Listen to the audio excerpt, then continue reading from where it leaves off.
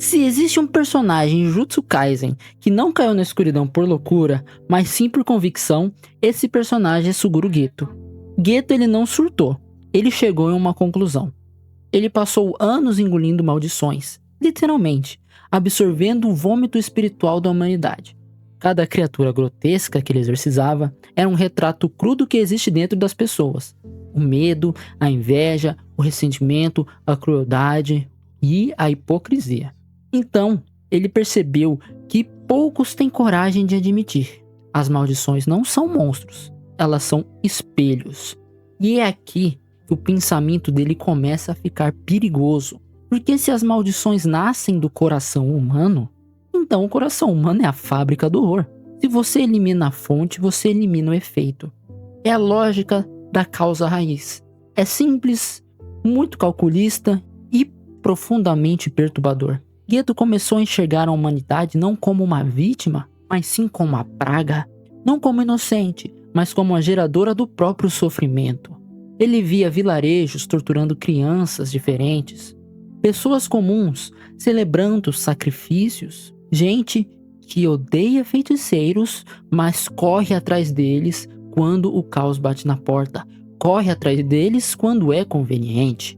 Na mente de Geto, os não feiticeiros, eles não eram frágeis, eles eram os próprios parasitas. Essa visão, ela não nasce do nada, porque quando a gente observa a profundidade e a mentalidade do Geto, a gente consegue observar padrões de pensamentos na antiguidade, principalmente de filósofos que acabam sendo pessimistas. Um grande exemplo é o filósofo Thomas Hobbes, que afirmou que no estado natural, a vida humana é uma guerra constante. O homem é o lobo do próprio homem. Tire as leis, tire o medo da punição e você vai ver do que o ser humano é capaz. Sobrará somente violência, sem nenhum tipo de ressentimento, sem nenhum tipo de arrependimento, apenas matança pelo prazer de matar, roubo pelo prazer de roubar, porque não existem regras, não existem leis, não tem motivo para você não fazer o que você quer. Outro exemplo de um pensador que é extremamente pessimista a respeito da humanidade, Arthur Schopenhauer, que foi muito mais cruel em sua visão. Para ele, o ser humano é movido por um desejo cego e egoísta. A vida oscila entre dor e tédio. O sofrimento ele não é uma exceção, ele é a regra. Schopenhauer ele é conhecido por dizer que nós nunca estamos satisfeitos. Nós chegamos num objetivo e nós queremos mais. Nós alcançamos uma promoção no emprego, só que não é o suficiente. A gente conquista a mulher dos sonhos, mas a vida ainda é muito monótona, não é o suficiente, porque o ser humano é sempre movido pelo mais. É aquela frase, o anseio de ter e o tédio de possuir. A nossa vida nunca está boa o suficiente. E por fim, falando ainda de pensadores que são extremamente negativos e pessimistas, por que não falar de Nietzsche, que desmonta a moralidade comum como uma construção de fraqueza. A bondade muitas vezes não passa de um ressentimento disfarçado. Geto, ele olha para o mundo e enxerga exatamente isso. Ele não vê uma bondade corrompida. Onde já se viu bondade numa espécie tão simplória e sem sentido? Ele vê corrupção. Ele não vê acidentes morais. Ele vê a natureza. Ele vê que o ser humano, ele é mau por natureza. Existe a opção de escolher ser bom, mas o ser humano escolhe ser mau, porque já está intrínseco em seu DNA, que por sua existência nós seremos maus, e nós iremos causar destruição. Não importa a época que a gente analise, a sociedade foi construída por meio de guerras. Se você for ver Primeira e Segunda Guerra Mundial, o que está acontecendo agora em Israel, é tudo movido em guerras, desigualdade e desgraça. Por isso que é muito incômodo admitir que Geto não está completamente errado. E sabe qual é o pior disso tudo? Que a própria Bíblia não romantiza a humanidade. Em Gênesis 6:5, por exemplo, está escrito que a maldade do homem havia se multiplicado e que todo pensamento do seu coração era continuamente mau. Em Jeremias 17:9, lemos que o coração é enganoso e desesperadamente corrupto. Em Romanos 3:23, simples e direto, diz o quê? Todos pecaram. Todos. Não há exceção. Nós nascemos do pecado, somos fruto do pecado Porque isso já está escrito no nosso DNA. O ser humano é um traste pecador miserável por natureza. As escrituras confirmam exatamente isso que Geto percebeu em Jujutsu Kaisen. Exatamente o que Geto percebeu no horror das maldições. Algo quebrado dentro de nós. Violência, inveja, corrupção, guerras, abuso, egoísmo. Nós não chamamos de energia amaldiçoada isso no mundo real, fugindo um pouquinho do anime, mas o efeito é o mesmo. A diferença é a resposta. Geto identificou corretamente qual que é a doença. A questão aqui é que ele escolheu o pior remédio possível. Ele decidiu que a solução para a podridão humana era a eliminação completa daqueles que não são feiticeiros. Um extermínio ideológico, um mundo só para aqueles que são eleitos.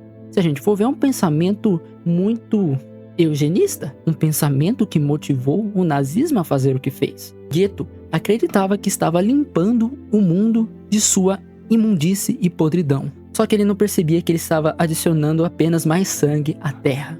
Porque matar o corpo não cura o coração. Eliminar pessoas não elimina o pecado. A raiz do mal não é biológica, ela é espiritual.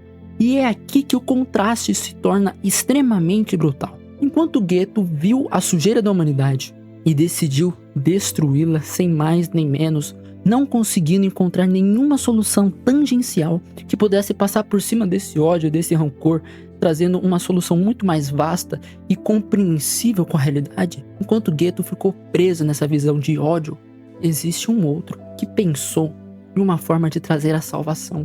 E eu preciso falar dele. Fugindo um pouco da parte do anime, vamos falar de Jesus. Jesus, ele viu a mesma sujeira. A diferença é que ele decidiu morrer por essa sujeira. Ele decidiu morrer por essa imundície, porque nós não merecemos. A gente não merece isso. Em João 3,16, Deus amou o mundo de tal maneira que enviou seu Filho unigênito para que todo aquele que nele crê não pereça, mas tenha a vida eterna. O mundo, esse mundo que não é inocente, esse mundo que é podre, esse mundo que é egoísta, esse mundo que é desigual, esse mundo que é culpado. Mas mesmo assim, Cristo se sacrificou naquela cruz por nós. Em Romanos 5,8, Cristo morreu por nós quando ainda éramos pecadores. Uma coisa merece ser esclarecida aqui. Tanto a visão de Geto, tanto a visão desses pensadores que eu mencionei, quanto a própria Bíblia, nenhuma delas nega a depravação humana. Ela expõe, sem filtros, sem maquiagem, mas ela também apresenta algo que Geto nunca considerou. E aqui vem a Bíblia, aqui vem o sacrifício de Jesus. Geto nunca considerou uma redenção. Porque não é pela força, não é pela exclusão, não é pela superioridade, mas é pela transformação dos corações. O universo de Jujutsu está cercado de maldições que nascem do interior humano. O nosso mundo também está, porque acaba sendo um paralelo e um reflexo da nossa sociedade podre. A pergunta não é se a humanidade está quebrada, porque a gente sabe que a humanidade está de fato quebrada. A gente sabe que esse mundo é desigual e é uma merda. A pergunta é, qual que é a solução? O que deve ser feito para salvar a humanidade ao invés de espalhar mais sangue inocente? Genocídio ideológico seria a resposta? Ou uma renegação espiritual? Suguru Geto nos mostra o que acontece quando a lucidez entra em desespero e em colapso. Ele enxerga a escuridão e nada mais que isso. Ele escolheu se tornar parte da escuridão, e talvez essa seja a provocação final. Se você olha para o mundo e sente nojo da corrupção humana, você não está delirando, que realmente é uma merda. Realmente estamos no caos. Mas se a sua resposta for destruir as pessoas, você já foi engolido por essa mesma escuridão que você está odiando. Porque a única esperança real em um mundo corrompido não é eliminar os imperfeitos. Porque todos nós somos imperfeitos. A solução verdadeira é transformar o coração deles. E isso não vem da força. Isso vem da redenção, através do nosso Senhor Jesus Cristo.